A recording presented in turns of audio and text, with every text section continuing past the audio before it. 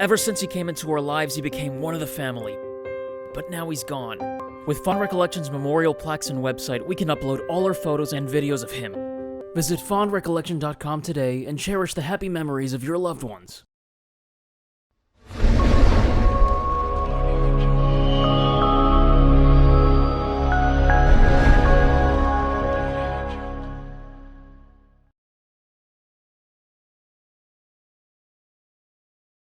Chapter 7.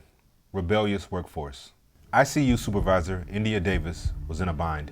She was facing a potential staff rebellion, with half of the nursing staff threatening to quit or walk out if they did not get the vacation time they had long requested and were eagerly anticipating. She knew it was a sensitive issue, and Nicole Snipes would have her head if she did not have a 24-hour on-call staff for all ICUs at St. Mark's Baptist Hospital. A short, elegant black woman in her early 30s, India Davis had a no-nonsense attitude when it came to work because she knew that many lives depended on her. The New Year's Eve tragedy was never far from anybody's mind at the hospital, especially India's. She felt fortunate to have her job after that debacle. She knew that she had to be able to coax some of the current staff to stay without being too forceful. She was keenly aware of how in-demand good nurses were and how quickly dissatisfied staff could just quit if they did not get what they wanted. 2 of her nursing staff had already stopped showing up for work this past week. They had not even bothered to give their 2-week notice as per hospital policy.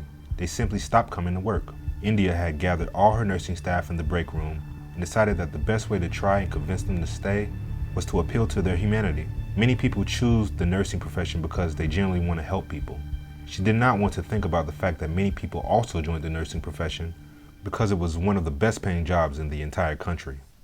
The nursing staff was chattering, sitting restlessly on the plastic break room chairs, eager to get this over with. India puts up her hand to quiet the murmur. Staff, if I could please have your attention. Look, you all joined this nursing profession because you wanted to help people. This is your chance to make a difference. You also get the opportunity to show you are go-getters, and the people who volunteered to work through the holidays will show enormous potential to the higher-ups in the organization. The growth potential is immense. So, any volunteers? She asked, looking around the room expectantly. Crickets. Nobody said a single word. Not a single hand went up to volunteer. Come on, guys. We need at least 2 more nurses to cancel their vacations or at least postpone them. You will be paid overtime. Does anybody want some extra money? You know how short-staffed we are. If you show up for work over the holidays, I could promise you there is enormous potential for growth in your career at the hospital. India said, half cajolingly, half desperately. India Davis had worked at the hospital long enough to know that the request was a long shot. People had planned parties, out-of-state family gatherings, and they had every right to use their vacation time. However, they were hospital employees that understood in the medical profession, the patient always comes first. India hoped at least some of the members of her staff would remember that. The fact that upper management had already approved the vacation time without consulting her was a thorn in her side. She felt helpless because she knew that the entire nursing staff was unionized. So, in other words, India Davis could not do shit. Her authority meant nothing. She knew she would face obstacles and people would be reluctant to work over the holidays. What she did not expect was how blunt they would be in their responses. Chanaka, a petite nurse with a blonde streak in her hair that she always kept tied up in a ponytail, gave her a scornful look. Get real, India. You know we do not have to work because our vacation time was already approved. You are the boss. Why don't you cancel your holiday plans? You get paid the big bucks. So why don't you step up and take one for the team? Most of us have already purchased our plane tickets. I'm going to Miami, Florida. Do you think I'm going to cancel my plans because you could not figure your shit out? Tough luck. I'm going. We cannot and will not help you out with this one, she said with relish. The others fervently added in their assent, and India could feel the earth move from beneath her feet. Her cheeks were burning, and she could feel the rage bubbling up inside of her, but she forced herself to stay calm and smile. Losing her shit now in front of the staff would only antagonize them further. As long as she stayed calm and rational, she could argue that they were the ones that were being unreasonable. She understood why Chanukah had the audacity to say what she did. The other nurses were clapping her on the back and cheering her on. India glared at them menacingly, but she knew it was a front. She felt like an imposter and suspected the others thought of her as undeserving of her role. India Davis was recently promoted to ICU trauma supervisor. She was not in the NICU staff the night of the incident, so she was brought in from another department and promoted. Many people were deeply unhappy about that. St. Mark's had cliques, just like many offices. Life was always like high school, with the same mindset, just a different setting with higher stakes. People made snide comments behind her back along with lewd suggestions. They snickered, saying that she must have slept with Scotty Allen to get her promotion, or she was kissing his ass, or both. Just because she was an attractive young female, many people thought that was the only reason she can get ahead. The fact that she had graduated at the top of her class in nursing school and had an impeccable and professional record had nothing to do with it. India needed to respond to Chanukah, that bitch, and the others. She had to get the situation under control. Ladies, She said in a steely voice. we have the ICU unit staffing secured. I just need 2 staff members to work in the trauma ICU. You know that is a matter of life and death. Are your vacations in Miami so important that you would risk the life of a trauma patient for some mimosas on the beach? India did not wait for a response because she knew exactly the kind of response she would get. I need your answers by the end of your shift. I hope one of you can please reconsider your position and prove to us how valuable of a nurse you are to St. Mark's, She said cordially. As she started to walk away, Chanukah yelled out. The answer is still no. India froze in her tracks and turned around. What did you say? She asked, disbelievingly. The audacity. I said... Chanukah spoke, pronouncing each word slowly and deliberately, as if she was talking to a dumbass. The answer is still no. She looked at her, dead-eyed. You are totally forcing us to work. That is what it feels like. This work environment is getting hostile. It is unbearable, really. We're going to have to take it up with HR, and we will. We have set up a meeting with the Human Resources Department during our lunch break today, She said triumphantly, daring India to make her next move. It was like the most dramatic game of Jenga ever, and if India removed even one piece with clumsiness, the entire tower would collapse. Shit. India Davis knew that the meeting with HR could go either way, but they were more likely to take the nurses' side because they were backed by the workers' union. They had won, she sighed and said. There's no need to get HR involved. I will simply work the trauma ICU this weekend, She said flatly.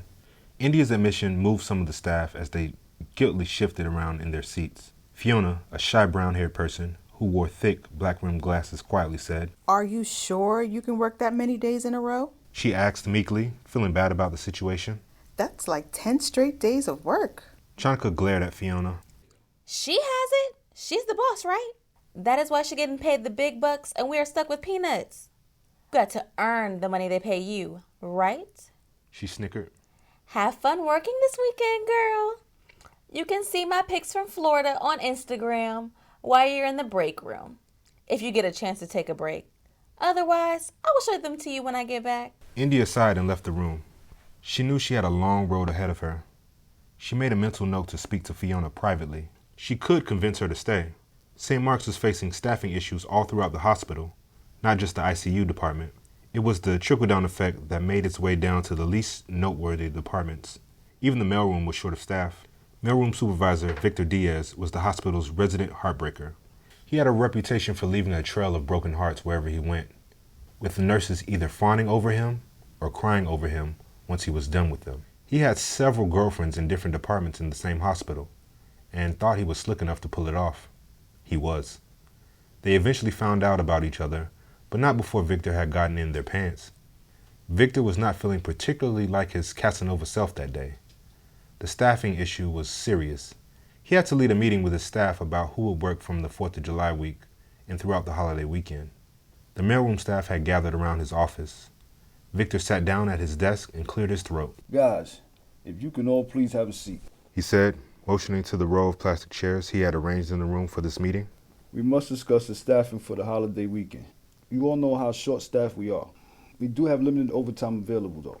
So if any of you have applied for vacation during the holiday week, please ask one of our volunteers to work in your place. He pleaded. It is not a bad idea. It would allow us to cover your scheduled work hours, and it will not affect your overtime budget either. Also, he said, clearing his throat again, a lot of our volunteers are senior citizens. They would not be partying during the 4th of July weekend anyway. The mailroom staff burst into laughter. Even the senior volunteers laughed because Victor's words, though funny, were true. They did not have anything better to do during the holidays anyway. Tracy Kites, a woman in her early 70s, with short cropped white hair and papery white skin, spoke up. She looked as fragile as a paper doll, but she had worked as a nurse during the Vietnam War and had more guts and courage than a lot of young people that were currently employed at the hospital. I will cover anyone's shift during the holiday and gladly. I do not have many people to celebrate with anyway. You young people go out and have fun. Make memories. God knows I did when I was your age. Just remember though, when you get back, you must hear all my stories with my wild days in exchange. She joked. Victor was relieved. Tracy was tough and reliable. She could get the job done. I really appreciate that, Tracy. Thank you. He said sincerely, flashing her a devastatingly charming smile. Now, that is what I'm talking about.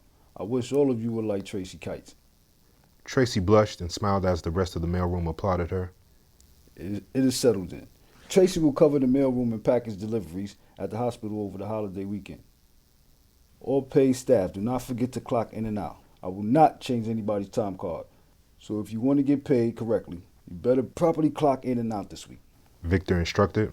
All was well in the mailroom, but India Davis was dreading the holiday weekend that would follow. She was in for a rough ride. Thank you so much for hanging out with us. If you had fun or picked up anything from this episode, please assist us by hitting the like, subscribe, and notification buttons. You can also comment and share our content. These small things really help our channel and mean a lot to us. Also, special thanks to our Patreon supporters. You guys are the heartbeat of this channel, and we can't thank you enough for being so generous. If you would like to join our Patreon community, please click on the link below. You can contribute as little as $5 per month. You can get all kinds of perks. You can even buy merchandise of your favorite characters at our shop store. Click on the link provided below. That's going to do it for now.